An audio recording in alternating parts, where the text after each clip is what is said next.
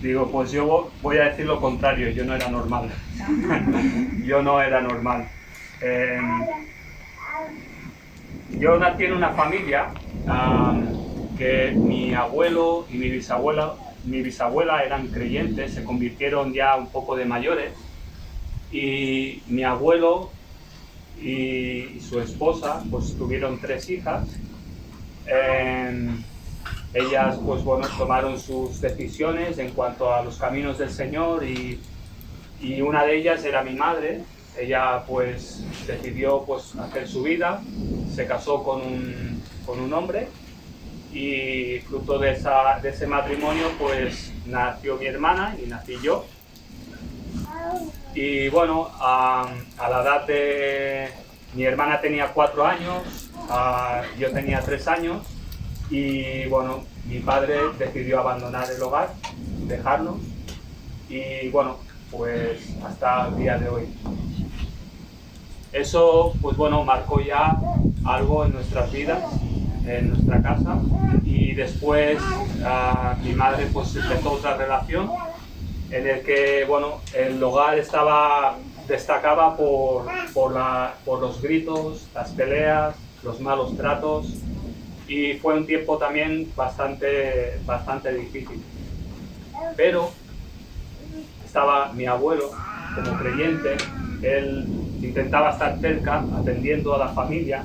Lo entiendo así porque lo que hacía era cogernos a mí y a mi hermana y llevarnos a la iglesia.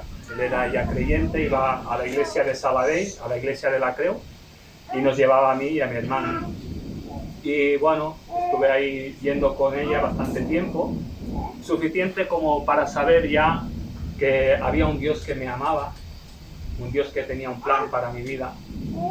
Pero cuando ya tenía cerca de 12, 13 años, ya las cosas del Señor como que no. Y como también en mi casa, en el hogar, no había una estructura, algo pues que también me animara a ir a la iglesia, pues decidí pues no seguir. Y ahí empezó quizá pues mi decadencia, en cuanto a que empecé a hacer cosas que no debía hacer, juntarme con personas, amigos, compañías que no lo tenía que hacer. Y aunque al principio ellos eran yo me juntaba con lo mejorcito, y ellos pues hacían de todo, robaban, bebían, fumaban, de todo. Yo iba con ellos, pero bueno, no hacía lo que ellos hacían. Pensaba que quizás yo era mejor. Por el hecho de que no hacía lo que ellos hacían, pues bueno, ya pensaba que estaba haciendo las cosas bien. Pero la curiosidad y el hecho de estar cerca de esas cosas fue cuestión de tiempo. Fue cuestión de tiempo que ya empecé yo también a andar en esos hábitos, eso que empezó a entrar, y aquello que pensaba que yo controlaba y que era algo que era guay y me hacía sentir bien y era también aprobado, pues bueno, uno más del grupo y me hacía sentir bien, eso empezó a tomar mucho terreno en mi vida, al punto que pasaron años y yo fui adentrándome en las adicciones. Ya no era solamente alcohol o tabaco o algunas cosas, sino que empecé a tocar drogas más duras. Empecé a sumergirme en un mundo oscuro de maldad, de droga, de juego, de muchas cosas que yo hacía. Sabía que estaba muy mal, veía que estaba muy mal, pero una de las cosas que me acuerdo que siempre miraba de justificar mi presente, lo que estaba haciendo con mi pasado, y siempre era como miraba y no, por culpa de que no tuve un padre, por culpa de que la situación en casa había malos tratos, y siempre miraba atrás y justificaba lo que hacía. Pero eso lo único que eran argumentos para justificar mi pecado, justificar de lo que yo estaba haciendo mal. Y llegó el momento de que me vi totalmente arruinado en todos los aspectos. me vi solo. Hubo momentos de que intento de suicidio, no veía propósito en mi vida, veía que solamente yo era un problema, que había algo que yo era, me he identificado siempre con, supongo que conocéis la historia del Gadareno, era un hombre incontrolable, una persona que por más que le ataban e intentaban frenarlo, no podían frenarlo, y era un hombre que estaba por ahí perdido. Pues quizá no llegué a puntos en cuanto a lo físico, pero espiritualmente yo sé que era una persona que estaba totalmente perdido y descontrolado. Y llegó ese momento de que tenía que tomar una decisión. Y o me quitaba la vida, o iba a un psiquiátrico que me dieran pastillas, porque realmente era algo que no podía soportarlo más. Era una carga tan fuerte de culpa y de ver cómo había arruinado, pues, mi vida. Y en ese punto de decisión, pues bueno, decidí llamar a mi madre, no teníamos relación, y le dije: mira, me pasa esto, necesito ayuda, necesito salir de aquí. Y bueno, ella se puso en contacto con un centro que sigue aún, el Reto a la Esperanza, y me dijo: mira, hay este lugar que te pueden ayudar, dicen que ayudan con la Biblia. Y yo me acuerdo que le dije: mira, a mí me da igual como sea, pero yo necesito salir, necesito ayuda, tengo que cambiar, o sea, no podía. Y bueno, fui al centro con el deseo de que pudiera pasar algo, de que pudiera cambiar el rumbo de mi vida, porque realmente había tocado fondo. Y ahí pues empecé a ver personas que habían pasado lo mismo que yo, pero eran personas que veía que sus vidas eran diferentes. Había algo que ellos me hablaban, pero no solamente lo hablaban, sino que lo vivían y lo transmitían, y era el Evangelio. Y a mí me dieron solamente el Evangelio. Iba con problemas emocionales, problemas espirituales, problemas económicos, y lo único que recibí fue el Evangelio. Y eso fue lo que me llevó, cuando me hablaban de Cristo, me hablaban de la necesidad que tenía en mi vida de reconciliarme con Dios. El Señor usó un centro, un lugar, para que yo pudiera escuchar el Evangelio de nuevo y pudiera darme cuenta que mi necesidad era reconciliarme con Él. Y me dio una convicción de pecado. Me convenció de que mi problema no eran las adicciones, que mi problema no era mis complejos, o mi problema no era mi pasado, el problema era yo con Dios. Y fue cuestión de tiempo, fue un proceso y llegó el momento. La palabra fue como martillo en mi vida. Siempre me acuerdo de ese versículo que dice que no es mi palabra como martillo que quebranta la piedra.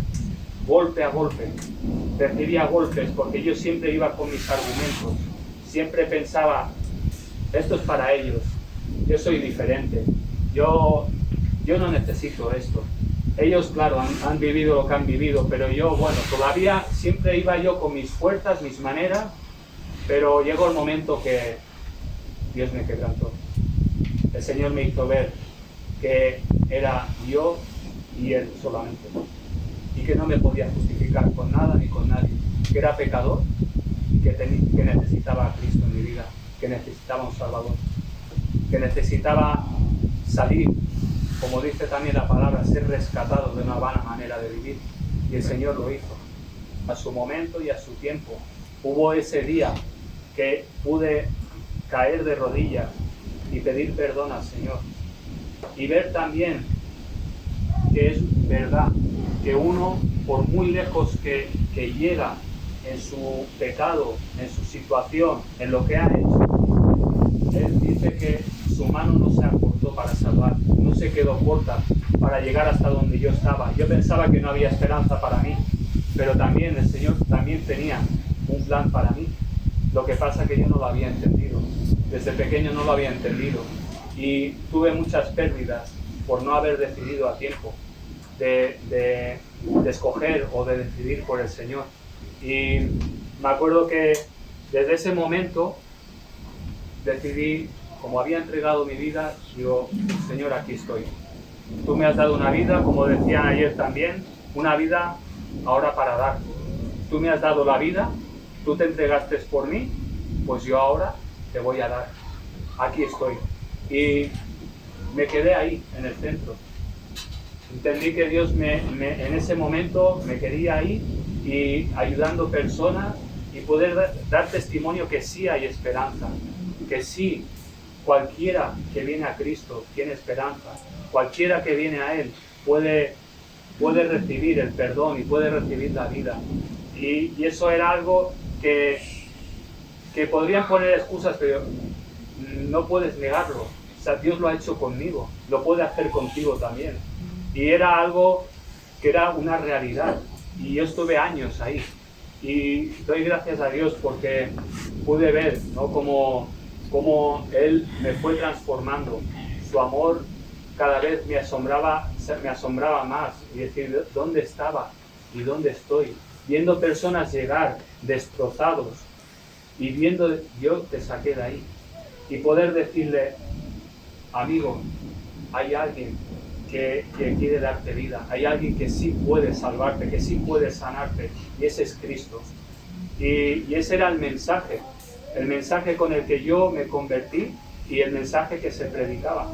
Y después estuve pues bastantes años ahí, y mientras estaba en el centro también iba a visitar a mi familia, a Castellar, porque con el tiempo pues también hubo, pues bueno, se restauraron relaciones y empecé a visitar. Y sí que me acuerdo de que veía que no había iglesia en el pueblo y haber orado porque hubiera una iglesia. Y al poquito tiempo, pues supe que venía un hermano de Olot con su esposa a abrir obra ahí. Y una vez más digo, Señor, ¿cómo respondes, ¿no?, las oraciones? Está claro que no solamente yo estaba orando por esto, ¿no? Sé que más hermanos, más personas, porque habían intentado otras veces abrir obra en el mismo pueblo y ahora estaban ahí. Y fue pues un poco más adelante que ya tenía en mi corazón el deseo pues de salir del centro, empezar una nueva etapa y empezar a ir ahí a la iglesia en Castellar, estar ahí con mi madre y empezar pues continuar sirviendo al Señor ahí. Y eso hace 4 años que salí y ahora pues estoy ahí sirviendo al Señor en los lugares, ministerios que Él me permite. Y uno de los ministerios que estamos sirviendo ahí en la iglesia es un comedor social, un comedor es una misión evangélica que está en el Raval, en Barcelona, y ayuda pues a dar comida a la gente que están por la calle. Es un lugar muy, muy duro, donde la gente pues está muy mal. Y bueno, pues estando allí conocí a Elizabeth, que hoy es mi esposa, la conocéis muchos, nos conocimos ahí. Y bueno, y ahora hace 4 meses, hace 2 meses y medio que nos hemos casado. Me pasa el tiempo ya. Hace 2 meses y medio que nos hemos casado.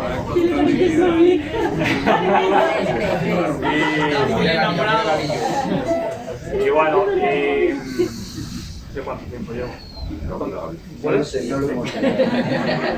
Bueno, y ver la maravillosa gracia de Dios. ¿Cuántos meses? 2 meses y 10 días. y ver que ayer decía Michón algo que dar gracias a Dios por las personas que son pesados. Y sí que han habido personas pesadas, conmigo también, sobre todo en el centro, que estuvieron ahí. Pero también hay personas que oran. Y yo sé que hoy, si yo estoy hoy aquí, es una respuesta a una oración, seguramente de mi abuelo. Cuando él estaba ahí, viendo toda la situación, en su impotencia seguramente, él lo que estaba haciendo era orando por mi salvación, por la de mi hermana, por la de mi madre, por la de mi padre. Y esto a mí me ha animado también a no dejar de orar, no cansarse de orar por aquellos que todavía están ahí, que lo mismo los ves y no hay esperanza, están lejos, están perdidos, o se están perdiendo, o están tomando malas decisiones. Mira, yo estoy aquí. Es una respuesta a una oración y lo tengo clarísimo, ¿no? Y doy gracias a Dios por ello. Entonces, también con este testimonio, animar a orar. Y si tú estás ahí también tomando tus decisiones, estás ahí en tus encrucijadas en tu vida, ves a Cristo, ves a Él. Y hay solo un versículo que siempre me ha hecho pensar mucho, creo que es algo a tener en cuenta, algo que dice en el Salmo 84, versículo 10, si lo quieres poner ahí. Porque mejor es un día en tus atrios que 1000 fuera de ellos. Escogería antes de estar a la puerta de la casa de mi Dios que habitar en las moradas de maldad. Y creo que es algo que debemos también considerar en este tiempo, y más con el lema de este campamento: mirad que nadie os engañe. Mira cómo el salmista dice: es mejor un día en tus atrios que 1000 fuera de ellos. Escogería antes de estar en la puerta de la casa de mi Dios que habitar en las moradas de maldad. Yo no sé qué vivió el salmista para decir esto. Yo sí que sé lo que he vivido, y mi deseo es estar con el Señor. Mi deseo es seguir siendo útil para Él, vivir para Él, y sabiendo que un día estaré con Él en gloria. Y me gustaría pues que quedara esto también, para que pudierais meditar en ello. Y este es mi testimonio. Manuel. ¿Qué ha sido de tu madre? Bueno, mi madre ahora en este último tiempo le dio un infarto al corazón. Estaba una semana antes de casarnos, y ella profesa ser creyente. No dudo que ella tiene o busca ahí en su día a día su relación con Dios. Ella no se congrega, pero Dios puede usar, ¿no?, ese infarto para hacerle ver, pues, reconocer sus necesidades, ¿no? Y a veces sé que el orgullo es algo que nos para, ¿no?, a reconocer: me he equivocado, o sea, necesito al Señor. Y bueno, de momento el único creyente que hay en la familia soy yo. Pero bueno, sigo el ejemplo de mi abuelo.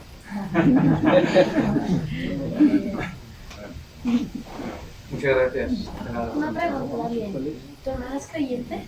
No, soy el único. Bueno, después de haber